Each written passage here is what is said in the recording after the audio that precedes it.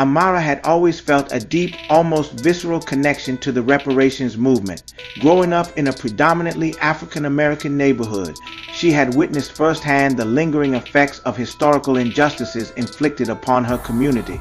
The stories of systemic discrimination, stolen land, and broken promises had been passed down through generations, fueling her sense of outrage and determination. As a young woman, Amara had heard the whispers about reparations, the idea that the government should provide financial compensation to address the harms of slavery, Jim Crow, and other forms of institutionalized racism. But the process always seemed shrouded in mystery, with seemingly insurmountable obstacles and little progress to show for decades of activism.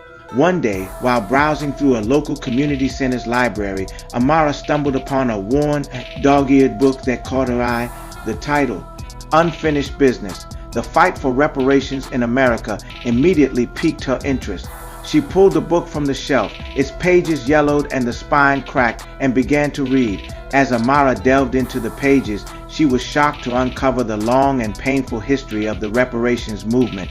She learned about the groundbreaking efforts of civil rights leaders like Corley House and the National Ex-Slave Mutual Relief, Bounty and Pension Association, who had fought tirelessly to secure compensation for former slaves and their descendants in the late 19th and early 20th centuries.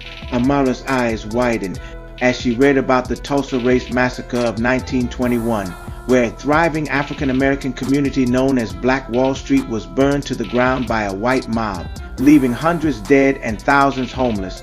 The government's failure to hold perpetrators accountable or provide any meaningful restitution left a deep wound in the community that had yet to fully heal. The more Amara learned, the more she became consumed by the injustice of it all. She felt a visceral connection to the stories of struggle and resilience, as if the pain and frustration of her ancestors were coursing through her veins. With each turn of the page, her determination to uncover the truth and fight for the recognition her community deserved only grew stronger.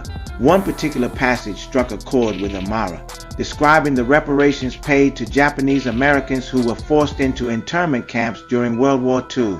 The government's acknowledgement of their wrongdoing and the subsequent financial compensation provided a glimmer of hope, a tangible example of the power of collective action and the potential for justice.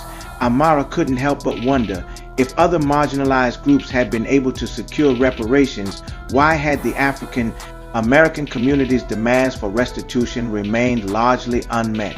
What systemic barriers and political obstacles had stood in the way of true reconciliation and restoration?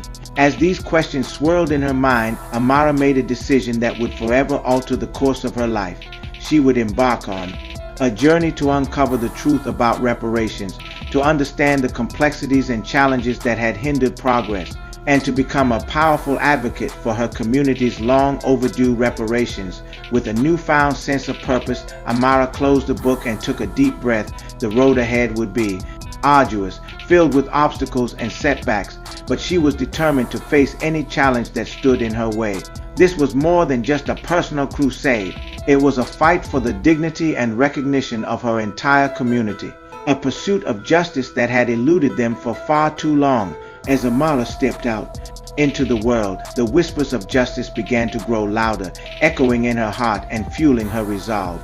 She knew that the journey would be difficult, but she was ready to answer the call, to be the catalyst for change that her community so desperately needed.